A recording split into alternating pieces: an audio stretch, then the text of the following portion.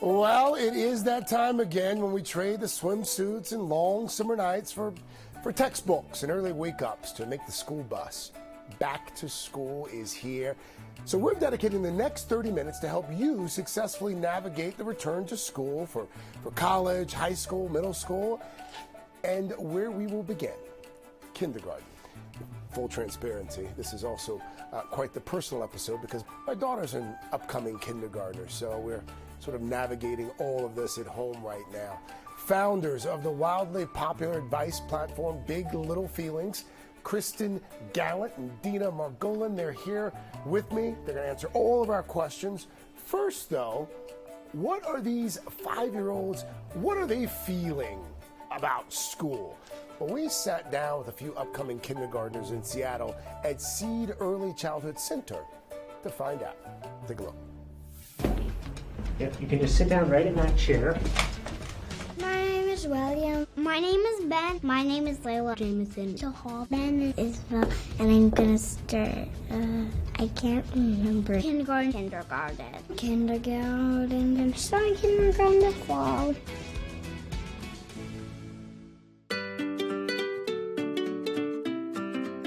It's for bigger kids. I don't know what it's like, but I really hope it's gonna be the best time ever. It will be like much different. I'm excited to ride the bus to school. I think I'm going to see like awesome stuff. I forgot what I was gonna say and I don't remember anyways. That's okay, don't worry. I feel excited to be starting kindergarten. I think I'll learn how to help other people. I'm going to learn how to read and to write. Math. I do like snakes. Art and acting. Beep boop bop. I am a robot. I know all the ABCs. Really? Huh? That's awesome. Can you tell me? QRS, and W, X, and Y, and Z. Even though I know a lot of rules about baseball, there's some rules and some stuff what I don't know about it. I think I mostly just want to read about dragons and unicorns because they're my favorite. Of playing alone. No, I'm not scared of anything. Well, I'm kind of scared that they're going to ask me to read by myself. It's going to be pretty weird. Not to be shy, I'm gonna make friends. It won't be exactly the same as preschool, but it's for kids my age. That they want me to read really good, so I can play all the video games. Can I just be done? Yeah, we can be done. All right. Nice work. If anyone watches that, they'll be amazed. Very cute kids there, very cute, but also some nerves in this big transition. Child therapist Dina Margolin and parenting coach Kristen Gallant, they started this Instagram account called Big Little Feelings to provide parents with helpful advice for their little ones. And that little Instagram account now has about 2.6 million followers online, so we decided to invite them here. Kristen, let me start with you. Does it matter if you're a kindergartner can't count or can't say their ABCs yet? How much of a concern should that be? Right, and I can speak from experience. My oldest is going into kindergarten, and part of the back of my brain is like, is she reading on time? Is she doing it? Right. The answer is no. It does not matter if your child can read or do the ABCs or if they're a little bit behind their cousin or whatnot. The skill for readiness that we really want to teach for kindergarten or in advance if possible is independence. And what that means is things you would never normally think about. Can they open their lunchbox? Can they say, hey, I want the juice, I need to go to the bathroom? So independence, that's what we really want to focus on before. Separation anxiety. That is something that a lot of parents and children struggle with, especially on the first day or in those first few days of kindergarten. What do we do about separation anxiety? New things are scary, and when we're scared, there's more emotions and more meltdowns, more crying, more clinging. So the one thing we want to do here again is prep. Help them understand what's going to happen so they feel more comfortable and more safe, which means more calm. So for drop-off, for example, we're going to walk them through what they can expect. I'm going to drive you in the car. We're going to get to the school. Your teacher's going to open the door and help you out. I'm going to give you one hug and say, I love you, bye-bye. And then we have to really follow through with it, because if we waver, if we linger, it sends a message to their brain saying, wait a minute, she said I was safe, but now she looks panicked. What's happening? Panic, right? So if we're confident again, we follow through, they'll feel safer. When they do start kindergarten, what should parents expect in terms of changes in emotions, changes in feelings, maybe even changes in behavior? Yeah, we can definitely expect, especially after school, more meltdowns. And they don't have the capacity to be like, hey, it was a really long, hard day. Like, I'm exhausted, I'm tired, right? We're just going to see more crying. We're going to see them being aggressive with the baby. They might be upset over ridiculous things like a crayon breaking. It's actually a compliment, and we like to think of it this way as an adult. When I've had a long, hard day and my boss is riding me and the gas station broke, whatever it may be, when I come home, I don't calmly turn to my husband and be like, honey, it's been a hard day. I lash out at him. That's I'm true. sorry, honey. You know, it's just like kids. So we're That's a just good supporting point, them, right? Because they've been bottling it up all day. You're their safe person. They're going to take it out on you or with you because they feel safe now. Thank you, Dina and Kristen. Thank you so much. When we come back, Sheinelle is going to take us to middle school, and then later we'll go to college. Al's going to get some answers for his own life on how to be an empty nester. Stay with us. Welcome back. I'm Sheinelle Jones. Our conversation continues with the adjustment to middle school. The kids are now switching classes, their hormones are raging, and social media is on the rise. One of New York City's largest after-school and summer programs, New York Edge, strives to make this transition easier. The program helps sixth graders improve academically and support them socially as they adjust to middle school. Take a look. Don't be a fool. Take sixth grade seriously. Pay attention. Don't pressure yourself. No matter how easy it is or how hard it is, always try your best. Words of wisdom for the incoming class of new middle schoolers from rising seventh graders. Lessons learned from experience. Sixth grade, it was fun and complicated. The fun part was the fact that I got to see most of my friends after quarantine, and it was kind of hard because of the schoolwork. Last year, Corey Tolliver began middle school after nearly 2 years of remote learning. I had thought it was going to be easy, but then once I got to sixth grade, I had found out that it wasn't that easy and I had to focus more. To help with the transition, Corey took part in New York Edge, a free after-school and summer program that serves thousands of students. Its curriculum centers around what's being taught at school and helps kids like Corey and his classmate Aiden Lawrence succeed academically. Work in elementary school was easier. The work in sixth grade was kind of hard, but I understand it now. And for Caleb Tikasing and Jada Chance, the impact of the program staffers goes beyond schoolwork. Something that was really helpful was my counselors, because they were always boosting me. Caleb, how's it going for you? Good? Even though some of us don't listen, I think that they came a long way with us. Everyone here is signed in? All right, perfect. We'll get started soon. The program also offers students access to a wide variety of enriching activities. That's money right now. That's money. You gotta stand one step closer. If I was stressed or if I had anxiety, I would go to basketball or any type of sport because it just helps me stop thinking about that stuff. But perhaps the biggest impact of all is the peer community that New York Edge fosters. When it's hard, they'll always have your back. They will always be there for you. A great program to help these kids adjust. Someone else here to help these kids and parents, child and family psychologist, Dr. Jen Hartstein. Welcome. Thank you for talking with us this morning. Thanks for having me. I feel so many parents right now just glued to the monitor just to hear what you have to say. So listen, New York Edge obviously is a fantastic program, but not all schools have programs like this. So how can we as parents make sure that our kids' transition to middle school is as smooth as it can be? And it's going to be challenging, right? This is a big change for many people, and I think that's the word of the day when we think about middle school is change. And I think the most important thing to do is talk to your kids, sit down, talk to them, ask them what they're excited about, ask them what they're worried about, ask them how they're feeling in general, and really listen. And I think as adults in the lives of children, we use our own experiences to kind of help them. But this is their experience, and I think it's really important for parents to remember this is their experience. Don't think about how middle school was or wasn't for you. Maybe use those stories as anecdotes, but let this be their experience and kind of sit and validate and hear and just be present and really like kind of be their hype man. Get them excited about what might be coming, because we don't really know what it's going to look like. That's really good advice. I think a lot of us, it's not that we don't talk to our kids, but I never had like a conversation about, hey, things are going to change for you. So I think that's really good advice. Can you talk about some of the biggest emotional and social challenges and academic differences that exist between elementary school and middle school? Yeah, and there are a lot. I mean, I think academically we can think about the fact that most of the time K through 5 you have one teacher and you stay in your desk and it's your desk and it's your space. And middle school, all of a sudden, we're changing classrooms. We have different teachers. And for kids who maybe aren't so organized, that's really hard. Yeah. And so we have to remember kind of how can we give them some strategies and some help in that area. Socially, are we changing schools? Are there new friends?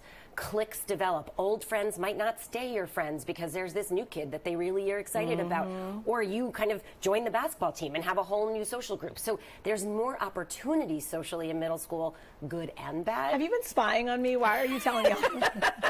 I do. I live in your. I secretly live in your house. This is funny. So here's a question. I know a lot of people can relate to this. So let's say after the first few weeks of school, are there any signs to let you know what, maybe they're not transitioning well? Yeah, I think we have to remember that emotions exist on a continuum. Most kids start with, my stomach hurts, my head hurts, I don't feel good. Most kids don't necessarily know how to say, I'm really nervous, or I'm having a really hard time, or my friends aren't my friends anymore. So think about the somatic things that they tell you. And also, like, are they just not interested? Do they seem to be, like, taking their time in the morning? And it's not typical adolescent taking their time. It's like dragging their feet. You're pulling them with a rope kind of to get out of the house. You know your kid best. If your gut is saying something's up, chances are you're right. So listen to that and don't be afraid to ask, hey, I'm worried about you. You don't seem okay. Yes. And then zip it, be quiet, and let them tell you. Thank you so much. Well, coming up, how to help your kids avoid academic burnout. Plus, rules, boundaries, and securing a close relationship with your teenager. Woo! Stay with us. The transition from middle school to high school can be overwhelming for some students and an exciting new experience for others. We checked in with 4 rising freshmen in New York City to hear their hopes, dreams, and worries for the upcoming school year. Take a look. I'm looking forward to finding new friends. I'll be able to try new clubs, especially since I like to dance. I will join for the dance club. I'm most looking forward to the sports part of high school because I'm a basketball player. Well, I feel like everything is something to be nervous about. Definitely the different classes and like traveling through the hallways. I've heard that teachers are really strict. The seniors, because people say that they like to make fun of the freshmen. I have no idea why, but I'm definitely scared of that. The first one that comes to mind would have to be High School Musical. I really hope it's not like that. I don't want to sing everywhere. That's really weird. I always feel like there's going to be that one crowd where it's always like the it girls, the popular ones, and there's always going to be that little group where the nerdy squads, which I would fit in. You can't sit with us! I feel like high school is going to have more teachers being on you with more work. In one class you could be with one friend, but then the next class you're with someone who could be a junior. I feel like in high school, because you have that freedom, it's your choice if you want to follow the rules or break them. My mom, she would always tell me to not follow other people because like when you follow other people, they could lead you to bad situations. So it's better you just, stay your own ground and be by yourself most of the time. Be smart with who you hang out with because it really depends. And if I hang out with a bad crowd, they're gonna make me do bad things. If I hang out with a good crowd, they're gonna make me succeed in life. John Burnett is here with me to help us navigate it all. He's a school counselor from Houston, Texas, with over 12 years experience working across education. This year, he was a semifinalist for the Texas School Counselor of the Year Award. School counselors are some of my favorite people on the planet, so I'm happy to have you here this morning. Thank you. Thank you. I'm happy to be here. Yeah, thank you for what you do. So let's dig in here. So you think high school, you automatically think football games, standardized tests, maybe a little romance here and there. But I think it's important for us to talk about personal and emotional developments for high schoolers. How does it change when you get to this age? That is such a crucial time in their lives, and there's so many things that are going on. They're being introduced to academics. Of course, they're into a brand new school building, and so there's a lot of different changes going on, and it's really important for them to understand that they have a support system. First of all, before they even get there, which is why it's a good time we're running this special, how can parents prepare their kids if their kids are going into this set of life? I always say that it's a good idea for families to sit down and create goals for their students. Just listen to them and figure out what they want to do. Because, of course, with high school, they're going to be introduced to a lot of different classes. Of course, they're going to have their core content area classes. But then they have electives, so they can choose all their interests. So if they're interested in painting or art, they can go into that field and figure out if that's what they want to do with their life. If we're talking to our kids, they're figuring out who they are. What does it look like at its best? So I always say that it's important for a student to feel like they're a part of the community. And one way to do that, especially going into a new building, is joining clubs, doing like art, music, band, joining the choir or theater. There's so many ways to get involved in school so that you actually feel like you're a part of the community. That's going to make the transition to high school so much better, and it's going to be easier for that student and the family, honestly. I think it's really good advice. When you're isolated, that's when some of the troubles start. It does. John Burnett, thank you so much for your time. Thank you. Coming up, Al's youngest child goes to college. Stay with us. Welcome back. I'm Al Roker. Now we're going to end with one of our kids' biggest milestones, college. Not only are kids moving on, but for a lot of them, moving out. It's a big transition for young adults and parents, including me. My youngest son, Nick, is leaving us this fall, making Deborah and I empty nesters. Well, Natalie Kane experienced this firsthand when her daughter left California for Skidmore College on the East Coast.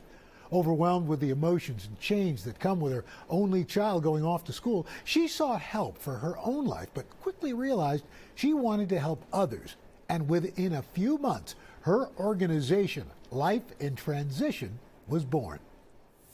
I have to keep reminding myself it's a positive transition nonetheless. And she's our baby, and this is really hard. Friends said, oh, you better get used to being an empty nester. These families are part of an empty nest support group facilitated by life transition coach Natalie Kane. Empty nest syndrome is a time of curiosity and grieving, and each family is unique in the way they experience this stage of their life.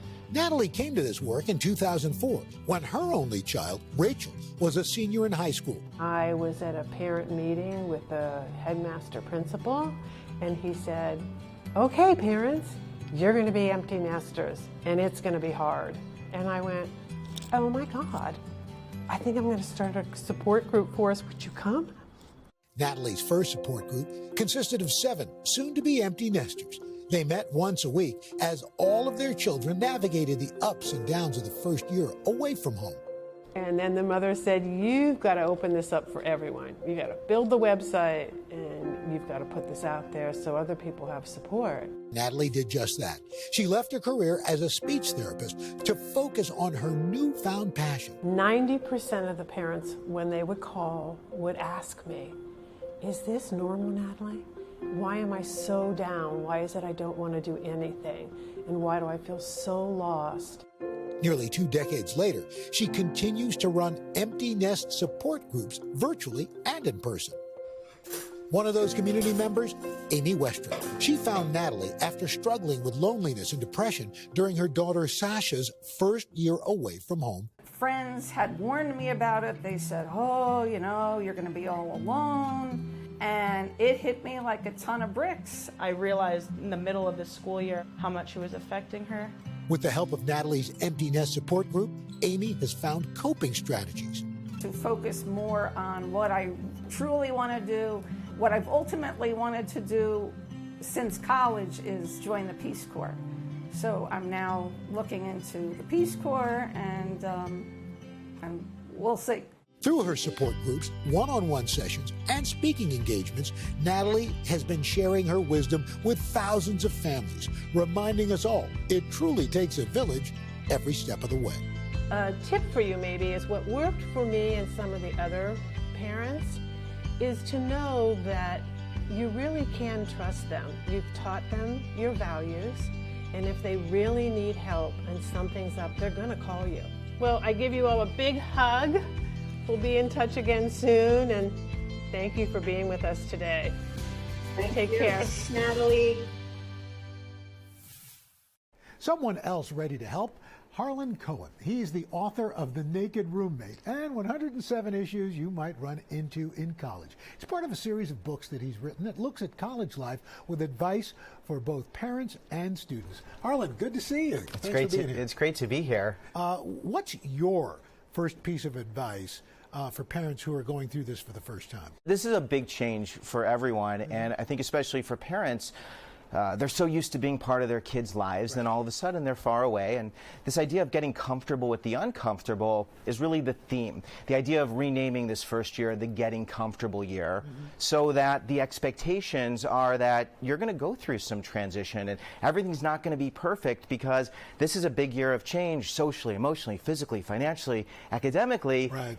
And if discomfort's part of it, it makes it easier for your kid to navigate this change. You talk about like the 3 Ps, people, places, and patience. Yes, it's really important for a student when they're going to school to think, okay, where are my places? Places are where I'm going to sweat, play, pray, live, learn, lead, love, work. So places are where we share experiences with people and we build friendships and relationships. Sure. And then who are your 5 people? Who are the people who are going to be in your corner? We're talking advisors, we're talking therapists, we're talking upperclassmen.